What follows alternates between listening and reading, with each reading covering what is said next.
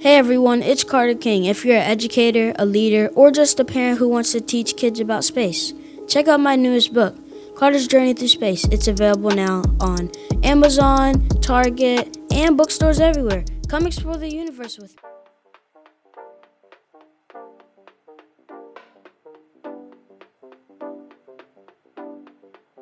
Welcome to another episode of the Contagious Culture Podcast. I'm your host, Kyle King, and the goal of this podcast is simple: to help you create environments where people thrive.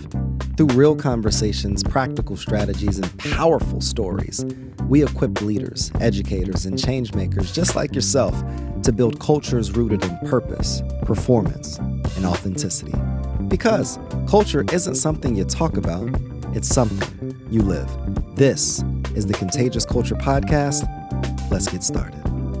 Welcome back to another episode of the Contagious Culture Podcast. I am your host, Kyle King, and the goal of this podcast is to help you do one thing: to create ecosystems and environments where people thrive. Look, when we think about people thriving, when we think about people creating a life of resilience, when we think about what leadership looks like, I have somebody on here today that, I would definitely call her a friend, a colleague, somebody that I truly look up to. My lady, Erika. She's a keynote speaker, construction industry leader, podcast host, and the best-selling author of Audacious Expansion. Erika's journey is one of literal, incredible resilience. After surviving a brutal assault in 2022, she made a powerful decision not to retreat, but to expand. And since then, she's taken her story, she's taken those struggle moments to stages across the country, helping women, men, and people in audiences from all ages, in all industries, experience one thing: helping people turn adversity into courage, connection, and bold leadership. Look, today we're talking about all things resilience, all things power of community, and what it really means to live and lead with audacity. Erika, how are you, my friend? Oh, man, I want to just play rewind and listen to that again. That was Let's great. go. Thank you. Let's go. Time to be bold. It's time to be bold. You are somebody that I highly respect. Somebody that many of my listeners probably have not yet met before. In one sentence, how would you describe who you are outside of the titles, outside of all of the things that probably social media highlights? Oh, I love this question. You know, when you strip back the titles, you strip back the accolades, you strip back, the degree that's on the wall and the shiny little like glitz and glimmer. At the end of the day, I feel like I'm a work hard, play hard type of like go-getter female that's just out there working hard every day for the goals and the dreams and the things that I want to accomplish, but also recognizing that on the other side of it, there needs to be that play, that needs to be that fun. And when I say that, I don't mean like amusement parks or, going to the beach, but I mean celebrating the things that we do Yes. each and every day. Yes. I love that. I really love that. I have 1,000 questions for you. I literally do. And I'm so proud of you. Let's go. I'm so proud because you have something new that just came out, and I'm so proud to get into it. But I really want to start and set the foundation here. When people hear the word audacious, what does it mean to you personally right now in this season in your life? I love this question, and I just delivered this at a keynote the other day. So when I say audaciously expand, a lot of people think it needs to be the big, bold, brave things that we're doing. And yes, audacity can be that. It can be that sandpaper, that gritty side of you doing the things, writing the books, being on the stages, taking the new jobs. And that's all great, right? But what I want to remind people is that before that audacious action can actually happen, before that accomplishment can actually be profound, audacity is all of the quiet things behind the scenes. That's good. The day in, the day out. Sometimes it's the quiet moments. Sometimes it's setting the boundary. Sometimes it's saying no with a period. And sometimes it's actually sitting out so you can go and play later on and be in the arena when you're supposed to be. And so I want to remind people that sometimes the most audacious actions you can take are the ones when people aren't clapping, the ones when it doesn't have the shine behind it, the ones that doesn't light up and glitter. And I compare it to the book that I just wrote. No one saw the 18 months of tearing out pages, of the early mornings, of the working with publishers, of the figuring out, does this chapter really work? The moments when you wanted to put it back on the shelf and forget about it. That is audacity to me. That's when the true audacity is happening. Yes, when it finally comes out, everyone applauds the audacious finish of it. But it's really the audacity, the things that you do to lead up to that pinnacle. So what I hear, Erika, is that it's not always about celebrating the process, or celebrating the result. It's about really sitting in the being and the becoming of the process and staying disciplined and committed during this period of time as well. I understand that that isn't always people's mindset. It's not always people's attitude. And oftentimes there's slingshot moments that happen in our lives that get us to this new realization, perspective, and this new way of living. What was that slingshot moment in your life that had you start to show up with audacity? Oh, love this question. So, Kyle, you mentioned it during the introduction, and this was 3.5 years ago on June 16th of 2022, a day like any other, a day that I was going to work, a day that I was drinking my pink Himalayan sea salt water. Kids were with the sitter. Husband was with Kansas City. And I will say the pink Himalayan sea salt water probably came from J-Lo on some TikTok or something. She told me it was going to give me this glowy complexion. I'm still trying to figure out if it's actually working. But for any other females in their mid-40s, we try just about anything these days. And I think what happened that day was something that I never would have expected. It was a day like I said, like any other. I went and took that last sip of pink Himalayan sea salt water. I was in the parking lot where I'd worked for 10 years. I opened my car door and there he was. You see, it was a man I had never seen before. And as I asked the man, "Sir, can I help you?" his fist hit my face. He grabbed me by that hair and he pulled me to the asphalt pavement. He proceeded to punch me 4, 5, 6 more times. But you see, at that point, I wasn't even counting. I was doing everything I could to stay alive, spitting, biting, screaming, trying to get away from his wrath of the 210-pound stranger who was over me. Thinking in that moment, why me? Thinking in that moment, how am I going to get away from him? And in that moment, that's when the crease of his elbow came under my throat. And what was a matter of probably milliseconds felt like a matter of minutes or days. Thinking, is this my last breath on earth? Is this the last time I get to be the wife to Andy, the mom to Drew and Adeline, the last moment that I was allowed to live this big, bold, audacious life, walking into the suburban office building, thinking that because I had a hard hat and a degree and I was in a civil engineer in the industry that I'd live this big, bold, audacious life. And in that moment, everything went black. And you never think that a moment like that, a punch like that, that type of moment will teach you so much. And by the act of someone way higher than me, I was able to get to my feet and run to that office building that every day seems so close and that day seems so far away. And in those moments, not knowing if he would come after me, if I was actually going to make it to safety. You see, the next 72 hours were a blur. He fled by foot, started burying himself in the grasses and the marshes adjacent to the office building. What I didn't know, Kyle, was that this man had been in prison since he had been 14. What I also didn't know is that the night before, he had assaulted 4 women in the streets of Philadelphia, that he had taken the bus to the outskirts of Philadelphia and actually sexually assaulted a woman that morning of. Then he got back on the bus and changed his clothes at an adjacent station at one of those drop boxes where you would donate clothes. What I didn't know is June 16th of 2022 was going to be my catalyst to Audacious Expansion. Because after everything happened, the next 72 hours were an utter blur between police, detectives, doctors, nurses, reports galore, newscasters showing up on my front lawn. And it was about 72 hours after I remember sitting outside with my big hooded sweatshirt on in the middle of summer, wanting all the protection I could find, tears dripping down my face, wondering how I was going to put my face and my life back together, feeling like the victim in that moment. And it was in that moment when I heard the laughter of Adeline at age 6 and Drew splashing in the pool at age 9. And in that moment, I recognized, Erika, this is no longer about you. and this is about them and their legacy, you can't be the victim right now. You can't be the survivor. You tell your kids to be bold and brave and live this life by taking that punch and allowing him to win. What are you doing? What are you showing your children? And it was that moment of connection, and connection was my oxygen. You know, the fact that my sister drove hundreds of miles to be by my side, my husband jumped back on the plane, my friends drove from states away to be by my side, the phone calls, the texts, the messages, but it was my children who finally reminded me that that was going to be the change.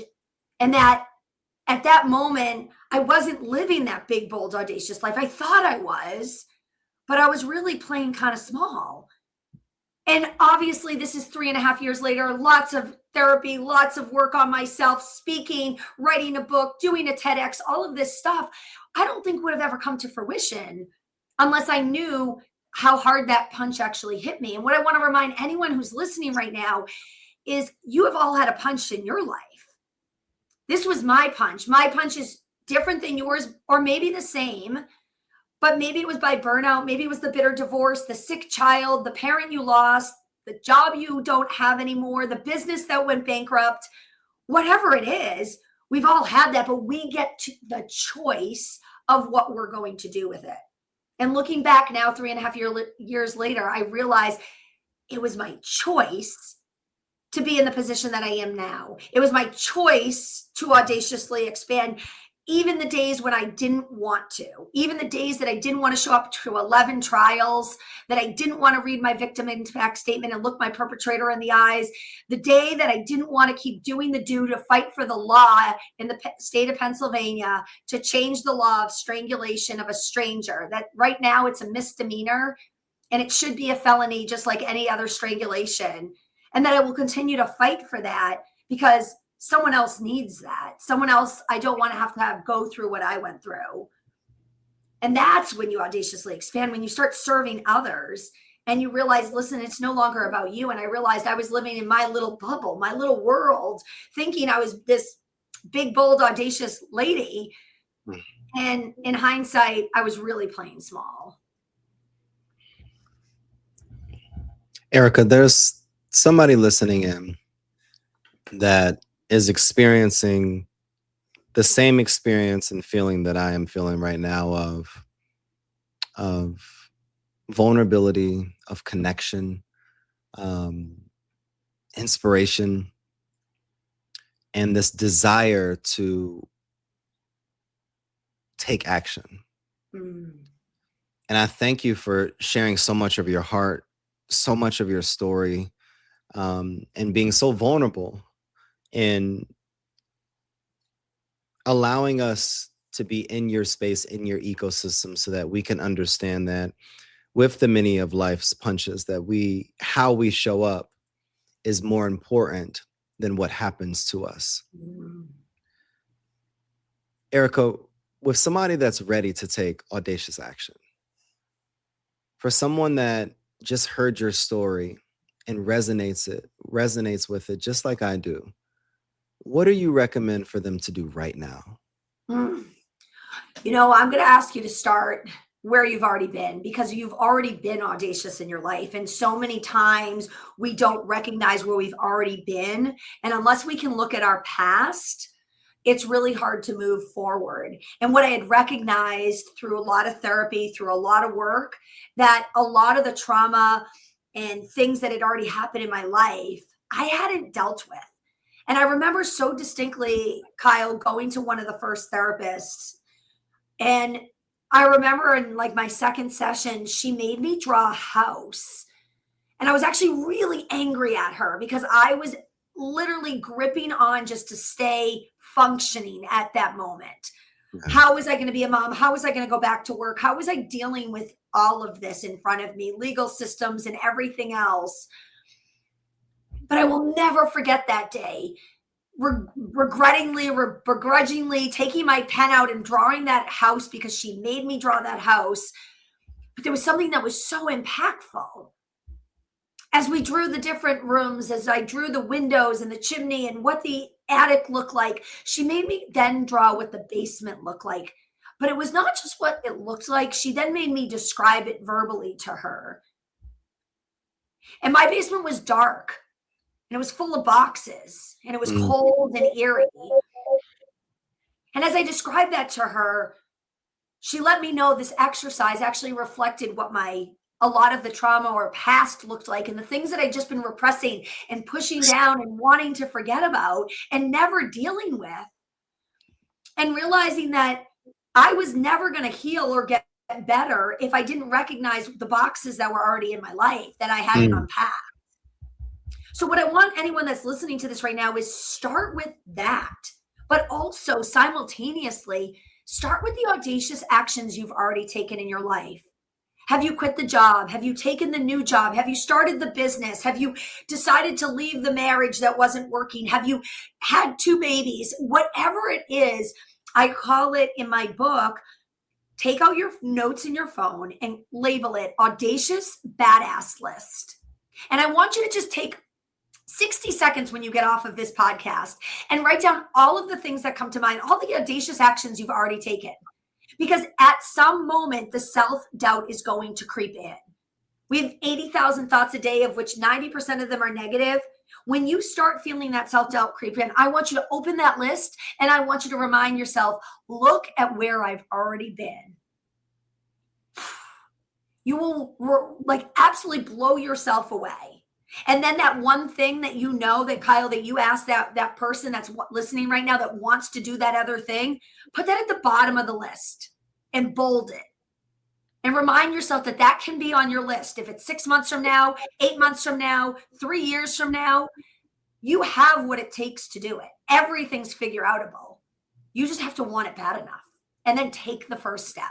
Pick that one action, take the first step. And when the self-doubt creeps in, look at that list and remind yourself where you've already been.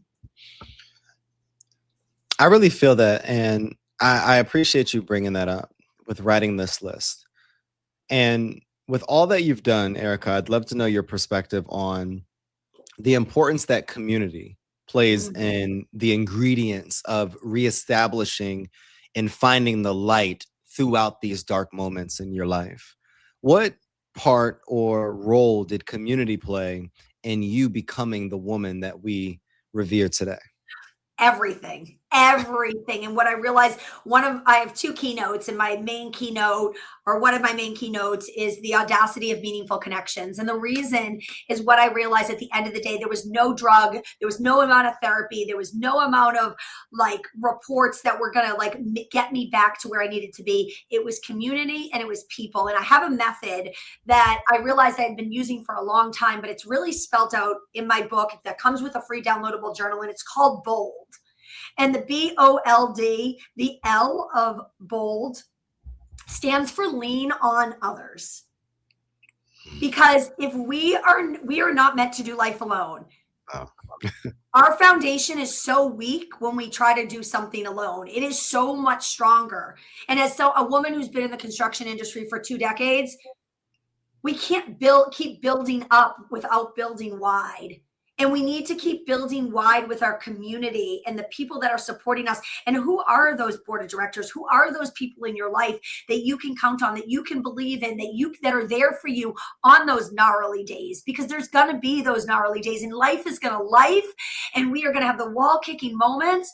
Who can you pick up the phone and call? Who is your board of directors? And I want to remind you, there's a stat out there that when we surround ourselves around other people who are high performing, high functioning, inspiring to us, we naturally, just sitting within a 25-foot radius of them, we naturally raise our bar by more than 15%.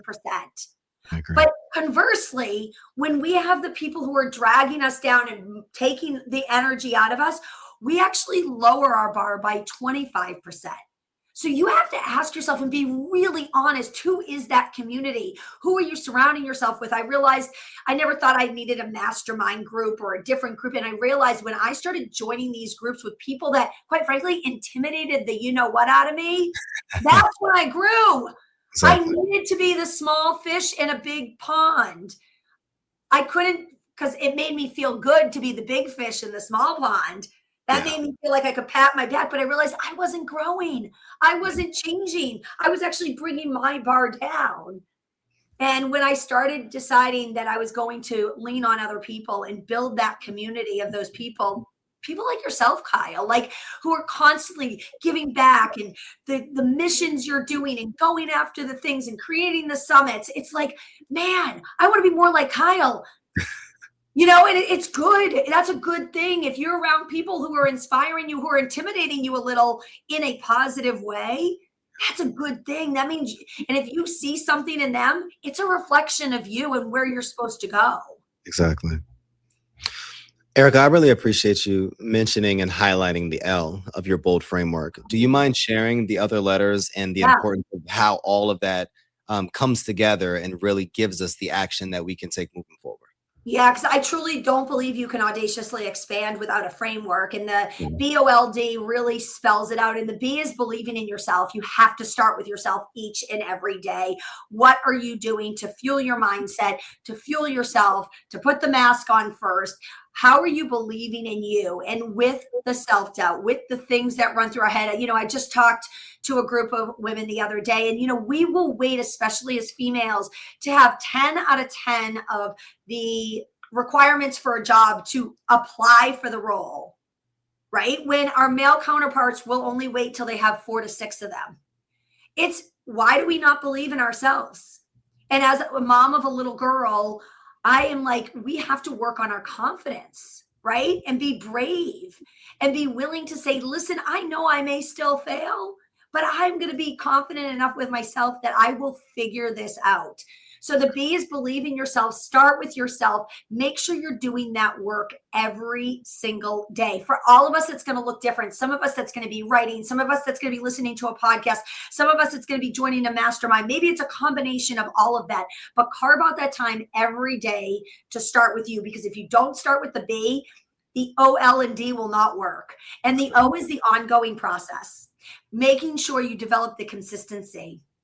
Not deciding once a month you're going to go to the gym for 8 hours. It's the little things that we're doing each and every day. And I have a method within the O called 3-3-30. 3 minutes a day when you first get up, feet don't even hit the ground, no doom scrolling, no coffee.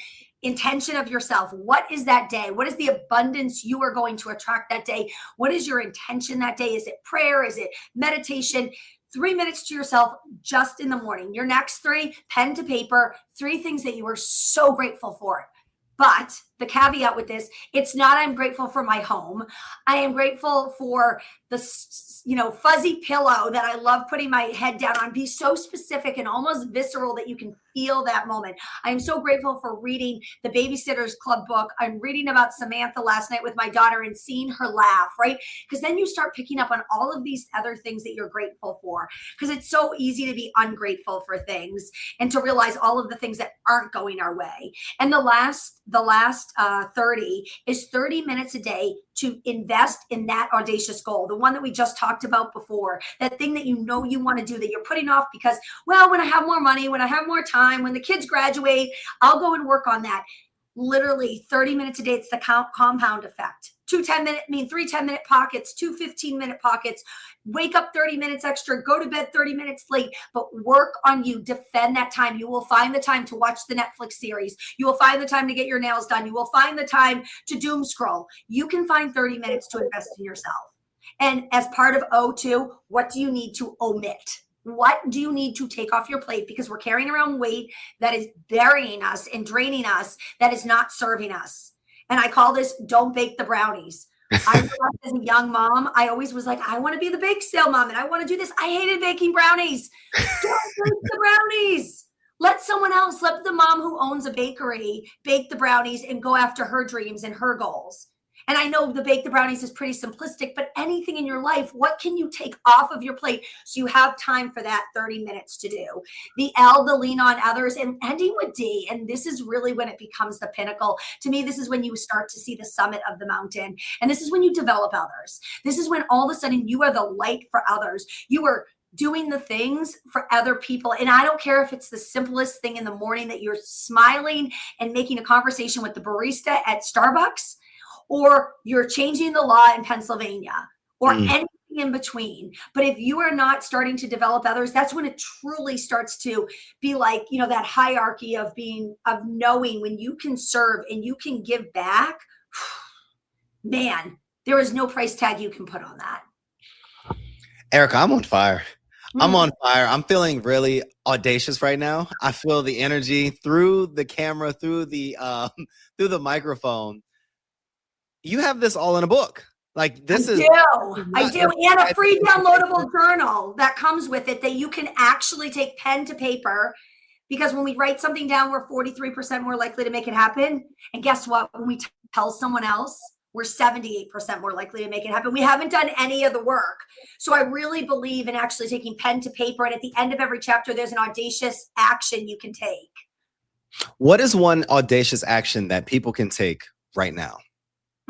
I mean, start with your audacious badass list, right? Like today, like get off this podcast that you literally need less than 2 minutes to get that list started, and add to it all the time. Every day when you accomplish something, just add 1 or 2 things to it and be like, and you're going to look at it and be like, man, right? It's proof. That's the proof that you can do the work, that you've done the B, you've believed in yourself enough to start, and you had the O because you've done the ongoing process of it to make it work.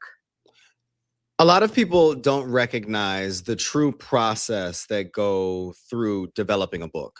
You and I are both authors. We have the book as the result that people can get, but there was a process that you actually had to go through, and not just the process of writing and finding a publisher and designing the covers, but I find that there's an unbecoming and a process internally that you often go through as the writer.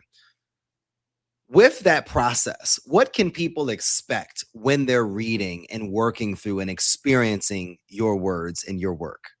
Oh, I love this. And I actually did a LinkedIn newsletter. My last one was actually the 10 things I didn't know that would happen before I write a book. Like all the little things that, to your point, like how long it takes to design a cover, or the one chapter that you have to go back to like 18,000 times because you just can't get it right. Or the fact that it would take me 18 months and almost feel like I was birthing 2 children without the epidural. Like, it's all the things in between. But I will tell you, throughout all of it, it was probably the best spent time, money, and energy of therapy, because I don't think I've taken that long to just focus on unpacking some of this stuff. No matter how many hours you spend in therapy, the stories and what comes to mind and all the thoughts that come up, and realizing, oh my goodness, like I have a lot to offer. Like I have a lot to give to the world. Because I think, I self-doubted myself. Like, do I really belong on a stage sharing my story? Do I belong, right? I'm not an author, right? And I think I realized, like, through this whole process, like I do have some good stuff to share, right? Some audacious action. So, anyone that's ever thought about it, like it literally starts with that one page. Like maybe that's your 30 minutes a day. And to me, something that really helped me with writing it is I love walking, right? My weighted vest is on. I love going walking. And that's when they say we're most creative, when we're actually walking, we're out in nature.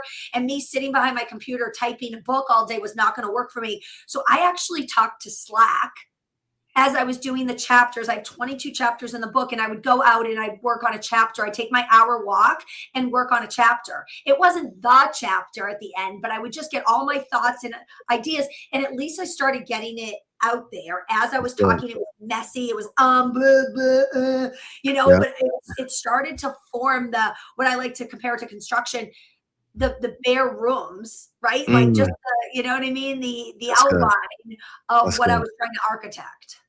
When you think of, you are a woman leader in a male dominated industry.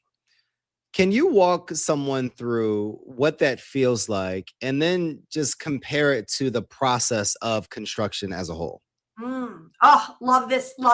And before we go any further, so I just made this change, Kyle.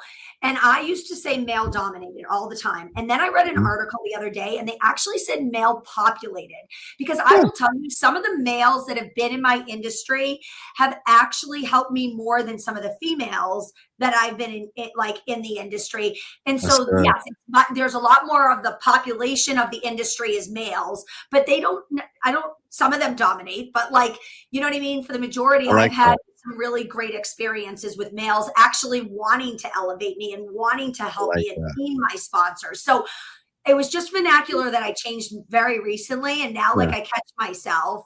Because we can't do it without the males and the females, but we of understand course, that diversity, and no matter where we are, of you know, course. whether it's, you know, it really can make a difference within organizations, within cultures, within teams. But I will say that coming from that industry, it it's been really tough. When I first started in the industry, it was less than 5% of us as, you know, as Wow. females in the industry. And I remember that first day in Elizabeth, New Jersey, south of the Newark airport, where my office was a trailer with bars on the window. I was on top of an old landfill, knowing that I was going to build a 7-story hotel. That first day when the project manager handed me a set of plans and said, "Hey, Erika, you're going to be in charge of the MEPs." I had no idea what that meant. I had the degree, I got the job. And let me tell you, it was the mechanical, electrical, and plumbing systems. So all of a sudden, I realized I am in charge of making sure the lights go on, the toilets flush, and that if God forbid there's a fire, that the sprinkler system will go off. Wow. And you know, and what I realized is by being willing to ask questions, by being willing to lean on other people during a time when I didn't necessarily believe in myself, and imposter syndrome came in my head a lot. And it Mm, still does, right? Like there's still rooms I walk in that I'm like, ooh, do I belong? And then I'm like, of course I belong, right? And the minute I feel like I have to stop being who Erika is the minute I probably shouldn't be in that room anymore. so And good. yeah. Erica, I want to do a few rapid fire questions. So I'm going to give a Okay. quick question and then I'd just love to hear your quick response as well. One of the things that I wrote down earlier is, what is one habit that keeps you resilient? Exercise, honestly, mindset, working out, moving my body every day. It's just helps me with the foundation of who I am daily. Next question on my end. What is something people would be surprised to learn about you? That I get up between 3:45 and 3:30 and 3:45, but I love going to bed early. Like if I can go to bed at 9 o'clock, it's like my favorite thing. Oh, that's insane. That's Yeah. insane. 3:30 to 3:45. That's literally insane, Yeah. Erica. Oh my gosh. Um, I love besides the everything, morning. yeah, that is wow. And I don't drink, and I think the other thing is I don't drink coffee. Okay. All right. That makes sense. That makes sense now. What is something audacious that you've done within the last week? Oh, I flew to Indianapolis and I spoke to 450 women in the commercial real estate space and got on a stage that I didn't know. Again, didn't know if I belonged, and just did it afraid anyways. And Yeah. the confidence monitor didn't work, and so I had to go completely by Yep. memory, and accomplished it. Landed the plane Landed the plane. with a few bumps. There was a little turbulence here or there, but like I don't know if anyone even noticed. And sometimes it is showing up a little messy. And here's my last question for you, Erica, but I don't expect this one to be a rapid response. You're an amazing mother, devoted wife. What would be your message to your children so that they can continue to keep the courage, they can continue to keep the grit, the resilience, and continue to live an audacious life like you have? Mm. Keep failing forward. It's doing the things even before you're ready. But the one thing, and I always want to teach them that because I truly believe resiliency and teaching, especially this generation where we've come into the point like everything's handed, and everything can be very, I don't want to say easy, but I think we've built a culture where we're not allowing our kids to fail sometimes, and realizing that them failing and not catching them right away, again, not in a precarious way, can actually teach them so much in life, and allowing them to have that failure to really learn, because that's life. But Exactly. the one thing that I say every day, I say, listen, I'd rather you come home with a C on the test. I'd rather you come home with like forgetting to do your homework. I said, But the only thing that will ever, ever make mom truly, truly upset with you is if I hear that you are not kind to another child. Mm. And I think kindness always wins, and grace for each other and for other people. We have no idea what situation they're in. But I said, if I ever hear that you're not kind to someone, I said, that will be the worst insult you could ever give me as a mom. Treat everyone with respect and kindness. Doesn't mean you have to be everyone's friend. It doesn't mean you have to invite them to your birthday party, but everyone deserves that level of kindness and respect from you. That's good. If someone reads Audacious Expansion because they're going to buy the book after this episode, what is one shift you hope happens within their own lives?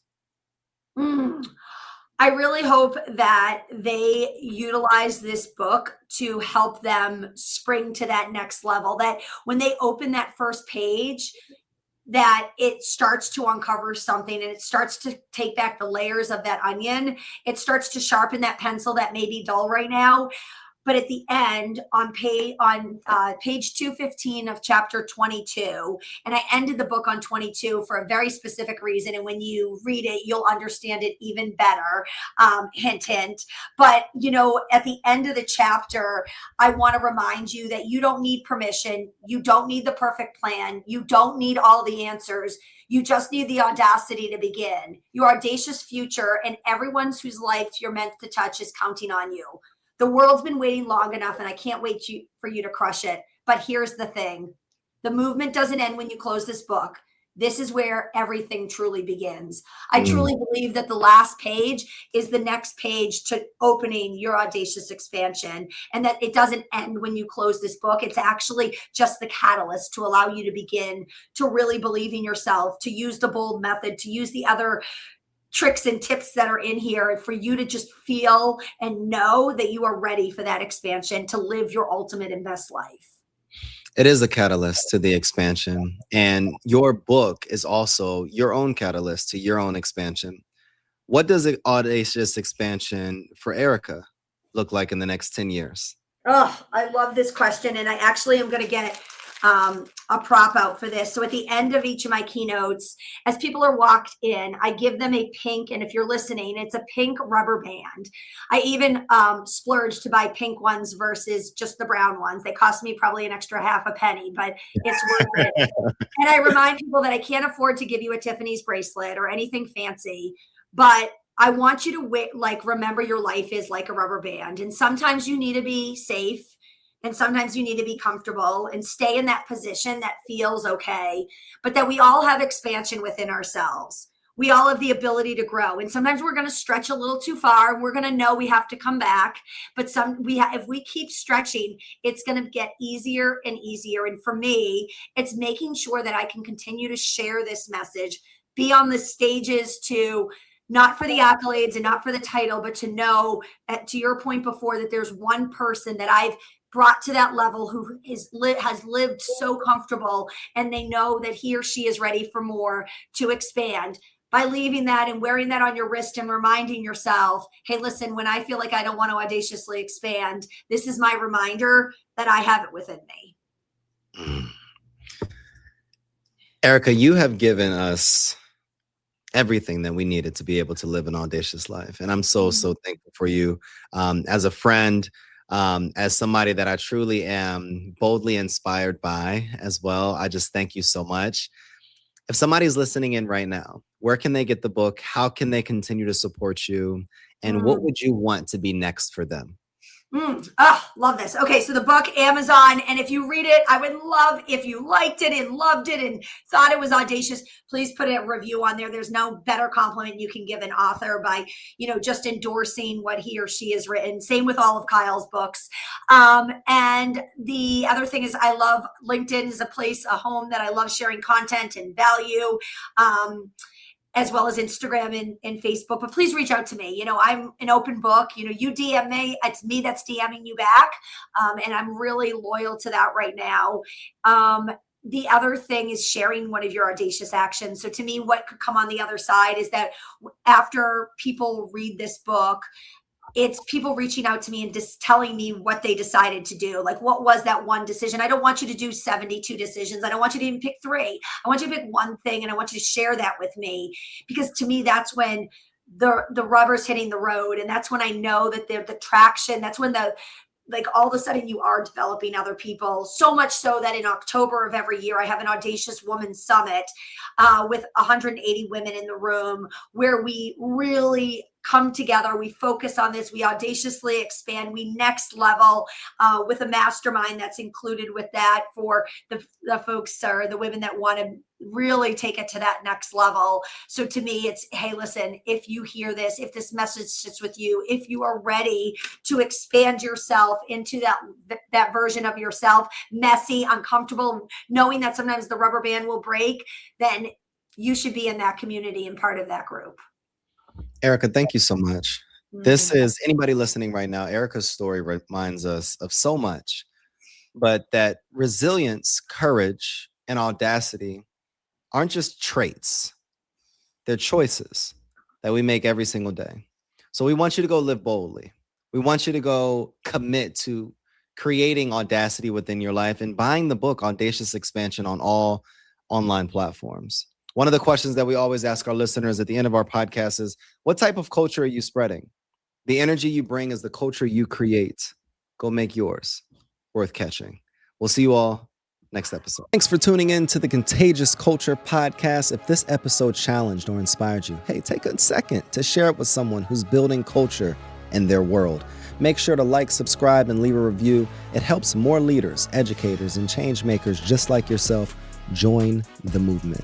You can connect with me on LinkedIn or YouTube at Kyle S. King for more tips, tools, and methodologies to be able to help you create this ecosystem of absolute excellence. Until next time, lead boldly, live intentionally, and remember, your culture is contagious.